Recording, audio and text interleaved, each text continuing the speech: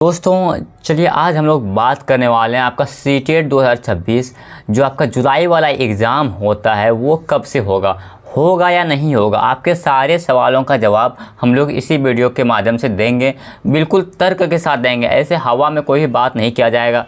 तो इसमें हम लोग क्या कवर करने वाले हैं वो एक बार पहले बात कर लेते हैं। आपका सबसे पहले बात करेंगे कि सीटेट का जो जुलाई 2026 वाला होगा एग्ज़ाम वो होगा या नहीं होगा, और होगा या फिर नहीं होगा उसका क्या क्या प्रूफ है वो सारा का सारा मैं प्रूफ दूंगा, ठीक है। और साथ ही साथ होगा तो कब होगा अगर होगा तो कब होगा, कब आपको नोटिफिकेशन देखने को मिल सकता है। बिल्कुल तर्क के साथ हम लोग इसका तर्क के साथ आपको बताने वाले हैं, ठीक है। आप एक बार पीपीटी देख लो, ठीक है।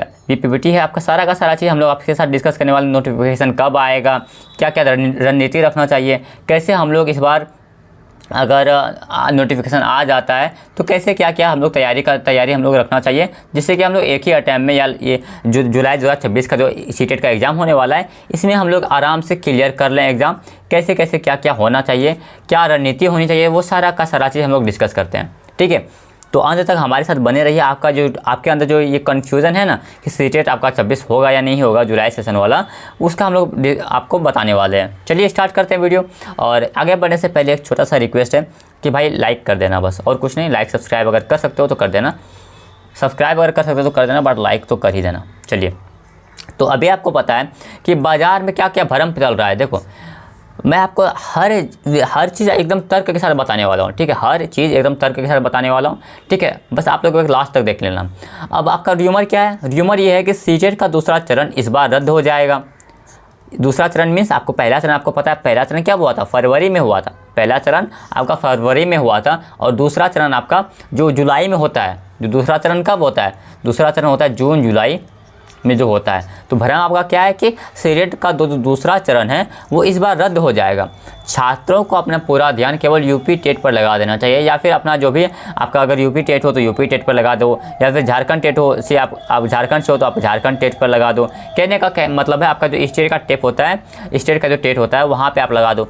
आपको ये पूरा तरीके से ये र्यूमर है, ठीक है। लेकिन वास्तविकता क्या है? चलिए, वास्तविकता क्या है कि दूसरे चक्र यानी फेज़ 2 का परीक्षा 100% सुनिश्चित है। आपको ये सोचना ही नहीं है, क्या चीज़? आपको ये बिल्कुल भी नहीं सोचना है कि एग्ज़ाम होगा नहीं होगा। ये आपको देख लो 100% क्या है, 100% है कि एग्ज़ाम आपका होगा। उसका मैं 100% कैसे बोल रहा हूँ, मैं उसका प्योर आपका जो है तर्क दूंगा, पूरा लॉजिक के साथ बताऊँगा आपको, ठीक है। बस अंत तक बने रहना, लेकिन आपको ये उम्मीद नहीं छोड़ना है। आपको ये कन्फ्यूज़न बिल्कुल भी अपने माइंड से निकाल देना है कि एग्ज़ाम होगा या नहीं होगा। एग्ज़ाम तो 100% आपका एग्ज़ाम 100% सुनिश्चित है कि एग्ज़ाम होगा ही होगा। परीक्षा रद्द होने का कोई वैध रीज़न है ही नहीं। मतलब अगर जैसे परीक्षा रद्द क्यों होता है? परीक्षा रद्द होता है आपको पता है सीटेट कौन लेता है? सीबीएसई लेता है। तो सीबीएसई अगर परीक्षा नहीं ले पाते उसका रीज़न क्या होता है? कुछ ना कुछ तो रीज़न होता है, जैसे पॉलिटिकल प्रेशर रहता है, यानी कि सरकार का दबाव होता है, या फिर बहुत सारे एग्ज़ाम होते हैं। कोई रीज़न तो होना चाहिए कि अगर दूसरा चक्र का एग्ज़ाम हम क्यों नहीं लेंगे, उसका कोई तो रीज़न होना चाहिए। तो फिलहाल सरकार के पास या सीबीएसई के पास ऐसा कोई भी रीज़न नहीं है जिसके कारण आपका एग्ज़ाम को टाला जा सकता है, ठीक है। तो आप ये चीज़ आपका 100% मान लो कि आपका एग्ज़ाम तो होना है, ठीक है। ये आपको पूरा एकदम यकीन मान लो कि 100% कि आपका एग्ज़ाम होगा ही होगा, ठीक है। चलिए अगला स्लाइड देखते हैं। अब देखो, सबसे बड़ी बात आती है क्या, अरे यार कलर चेंज कर लेता हूँ। सबसे बड़ी बात आती है कि सीबीएसई का कार्य क्षमता का हालिया प्रमाण क्या है। अभी देखो 7 से 8 फरवरी 2026 में 7 से 8 फरवरी 2026 में आपका एग्ज़ाम हुआ था, सफलतापूर्वक एग्ज़ाम ले लिया गया था। और आपको पता है कि मार्च 2026 में आपका रिजल्ट भी दे दिया गया। मतलब अगर फर्स्ट पेज का देखा जाए, ये किसके बारे में हो रही बात? ये हो रही है फर्स्ट पेज के बारे में बात। तो फर्स्ट पेज का अगर देखा जाए तो 7 से 8 फरवरी 2026 में आपका एग्ज़ाम हुआ, सफलतापूर्वक एग्ज़ाम आपका संपन्न ले लिया गया और रिकॉर्ड समय में परिणाम घोषित भी कर दिया गया। आपको पता है कि सीटेट आपका क्या करती है, सीबीएसई आपका क्या करती है, सीटेट का रिजल्ट लगभग 1 मंथ में पब्लिश कर देती है, 1 मंथ में पब्लिश कर देती है। और इस बार भी उन्होंने ऐसा ही कहा, अपना रिकॉर्ड को बरकरार रखते हुए 1 मंथ में आपका रिकॉर्ड मतलब 1 मंथ में अपना रिजल्ट भी दे दिया। वीडियो थोड़ा सा लंबा होने वाला है, लेकिन मैं आपको बताता हूँ कि आप चैन से, सुकून से, आराम से एक बार वीडियो देख लो, उसके बाद आपको भटकना नहीं पड़ेगा। आपके मन में जो ये डाउट है ना, आपके मन में जो ये आपका डाउट चल रहा है कि एग्ज़ाम होगा नहीं होगा या होगा तो कैसे होगा, ये सारा डाउट निकल जाएगा। थोड़ा सा वीडियो लंबा होगा मैं मान रहा हूँ, लेकिन आप लोग चैन से आराम से देख लेना। यह क्या दर्शाता है? यह दर्शाता है कि सीबीएसई की प्रक्रिया स्पष्ट और तीव्र है। मतलब स्पष्ट होती है, बहुत तेज़ी से आपका सीबीएसई एग्ज़ाम लेती है। वर्तमान में देरी की क्षमता में कमी नहीं बल्कि समय की मांग है। ठीक है, उल्टा स्टूडेंट मांग रहा है कि फॉर्म भरने के बाद मुझे टाइम दो थोड़ा सा एग्ज़ाम तैयारी करने के लिए। अब देखो परीक्षा रद्द होने का आधार क्या होता है। देखो परीक्षा रद्द होने का कोई तो आधार होता है। आधार क्या होता है, जैसे कि आपका अगर पहले का देखा जाए, कोविड के टाइम का देखा जाए तो उस टाइम में क्या था, कोविड था, इसके कारण एग्ज़ाम आपका नहीं ले पा रहा था। या फिर अगर देखा जाए जो आपका 2024 में एग्ज़ाम जो नहीं हुआ था, तो एनसीटीए का जो विवाद चल रहा था, एनसीटीए के साथ विवाद क्या चल रहा था, एनसीटीए बोल रहा था कि आपको ऑनलाइन एग्ज़ाम लेना है। एनसीटीए क्या बोल रहा था, ऑनलाइन एग्ज़ाम लेना है, और सीटेट चाह रहा था, सीबीएसई चाह रही थी कि हमको ऑफलाइन एग्ज़ाम लेना है। इसीलिए जो है थोड़ा सा लेट हो गया था और एग्ज़ाम नहीं हो पाया था। ठीक है, यहाँ पे देखो पिछले चक्र में सरकार का दबाव ऑनलाइन परीक्षा का था, जबकि सीबीएसई क्या चाहती थी कि हम एग्ज़ाम ऑफलाइन ले। अब ये विवाद सुलझ चुका है, क्योंकि आपको पता है 2025 में जो एग्ज़ाम हुआ था लास्ट में, यानी 26 में जो आपका एग्ज़ाम मार्च में जो आपका रिजल्ट आया, उस टाइम में भी आपका एग्ज़ाम कैसा हुआ था, एग्ज़ाम आपका ऑफलाइन हुआ था। तो कहने का मतलब है कि ये भी अब तय हो चुका है कि एग्ज़ाम कैसी होगी, एग्ज़ाम ऑफलाइन मोड पर ही होगी। तो इससे क्या निष्कर्ष निकलता है कि कोई कानूनी अड़चन या ढांचागत समस्या शेष नहीं है। मतलब अब तो कोई अड़चन है ही नहीं, पहले ही फैसला हो चुका है कि एग्ज़ाम ऑफलाइन ही होगा। ठीक है, तो ये भी आपके पास रीज़न नहीं बचता है कि एग्ज़ाम ना होने का। अब देखो बात करते हैं हम लोगों का कि एग्ज़ाम होगा कब, अगर होना है तो कब होगा। मई महीने का प्रशासनिक ट्रैफिक एग्ज़ाम है। अब मई महीने में क्या है कि बहुत सारा एग्ज़ाम है सीबीएसई के पास। मई महीने में बहुत सारे एग्ज़ाम है सीबीएसई के पास। कौन सा एग्ज़ाम है, जैसे कि एनटीए नीट का परीक्षा प्रबंधन करना है।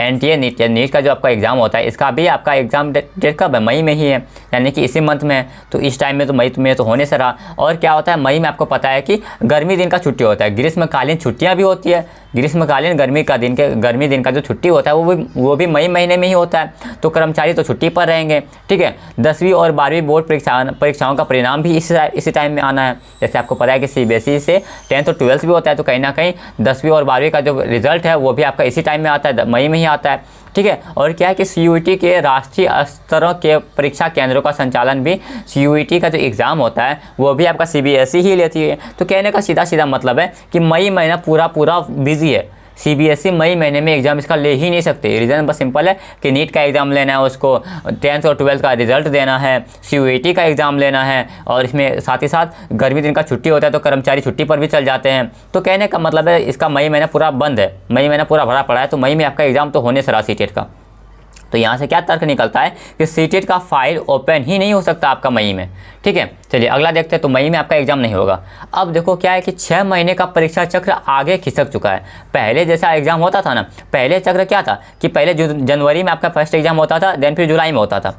पहले क्या होता था कि फर्स्ट मंथ आपका जनवरी में, यानी फर्स्ट फेज़ का जो एग्ज़ाम होता था वो आपका जनवरी में होता था, फिर आपका सेकंड फेज़ का एग्ज़ाम जुलाई में होता था। लेकिन अब क्या है, इस बार आपको पता है कि आपका फर्स्ट फेज़ का एग्ज़ाम कब हुआ है, फरवरी में। आपको क्या पता है ना, इस बार मैं थोड़ा सा कलर चेंज कर लूँ, आपको शायद दिख नहीं रहा हो।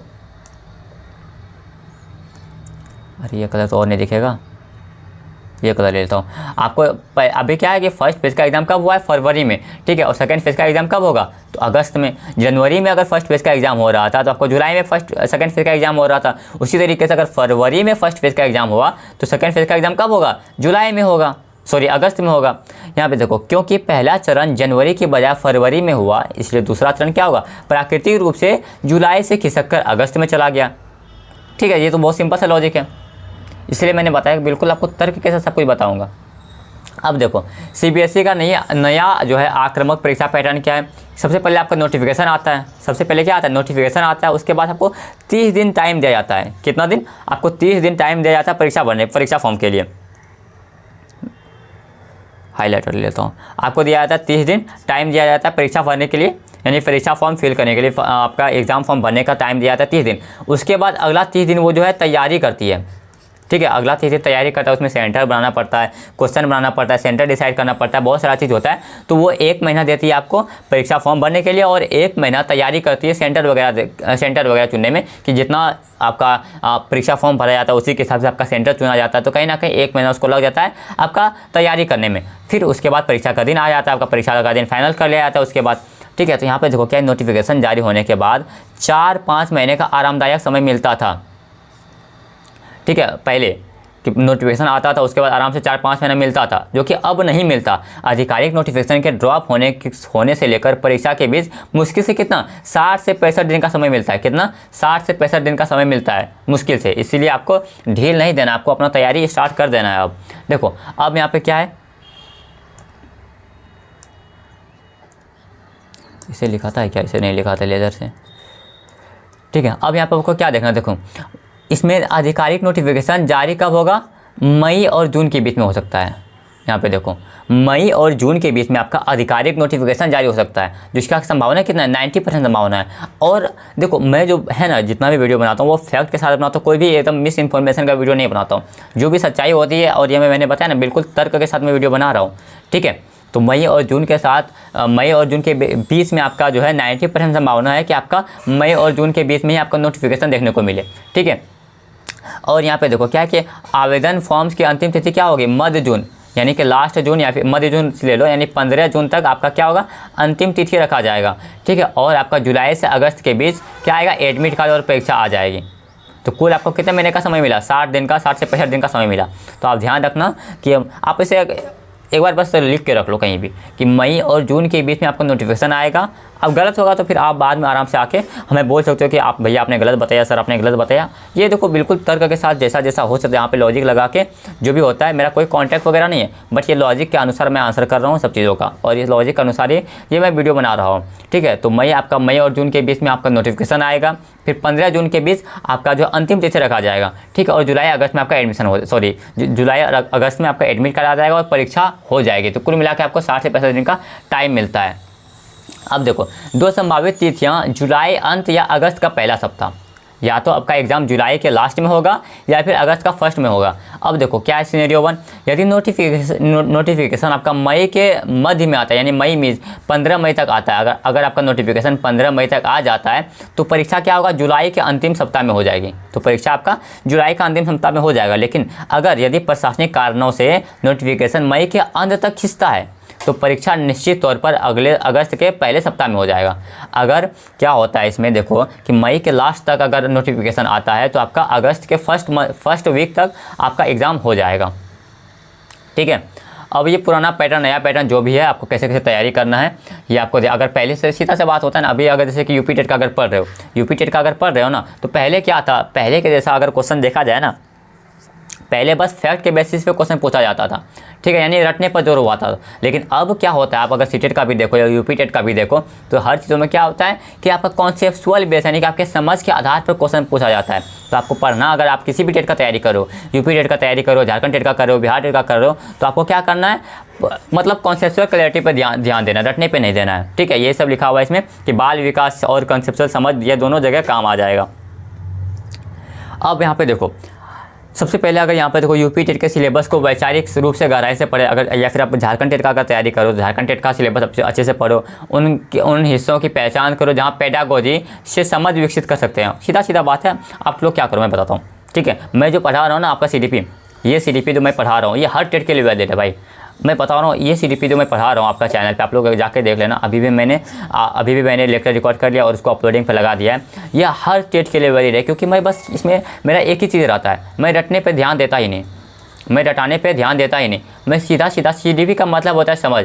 आपको ऐसा समझ बना दूंगा ना, आप बस मुझे 30 दिन दे दो, 30 दिन में CDP का ऐसा समझ बना दूंगा कि आप आराम से 30 में से 28-27 आराम से स्कोर कर लोगे। बस 30 दिन आप अपना दे दो मुझे, और 30 दिन में आपका सिलेबस भी कंप्लीट करवा दूंगा पूरा तरीके से CDP का, ठीक है। हर दिन मैं एक मनोवैज्ञानिक 2 मनोवैज्ञानिक कवर करा ही देता हूँ। तो 30 दिन में मैं आपका पूरा CDP का सिलेबस कवर करवा दूंगा, और साथ ही साथ आपके अंदर इतनी अच्छी समझ बनवा दूंगा ना कि आप 28 से 30 नंबर आराम से स्कोर कर पाओगे CDP में, ठीक है। और क्योंकि मैंने क्या हुआ है, मैंने खुद ने 30 आउट ऑफ 30 लाया हुआ है, ठीक है, आपका CDP में, इसीलिए मैं बोल रहा हूँ कि मैं करवा दूंगा ऐसा। तो इसीलिए आप लोग अगर चाहते हो मेरे से पढ़ना तो चैनल को सब्सक्राइब कर लेना। तो देखो सीधा बात है। अब लास्ट में ये लास्ट PPT आपका क्या कि परीक्षा रद्द नहीं होगी, परीक्षा आपका क्या होगा, अगस्त के पहले सप्ताह में हर हाल में एग्ज़ाम हो ही जाएगा। क्या अगस्त के पहले सप्ताह तक हर हाल में आपका एग्ज़ाम हो जाएगा। समय सीमा आपको केवल 60 दिन का मिलता है, इसीलिए आपको अच्छे से पढ़ते रहना है, ध्यान बनाते रहना है। और लास्ट में एक चीज़ और है कि आखिरी जो 15 दिन बचेगा ना, आखिरी 15 दिन में आपको PYQ लगाना है, सीटेट का दबा के PYQ लगाना है। और अपने से नहीं लगाना है, मैं बता रहा हूँ ना, अपने से आपको नहीं लगाना, आपको बस इस चैनल को सब्सक्राइब करना है। आप इस चैनल को सब्सक्राइब करके रख लो, वो सारा का सारा तैयारी हम लोग आपके साथ करवाएंगे। मैं खुद आपका ये सारा का सारा तैयारी करवा दूंगा।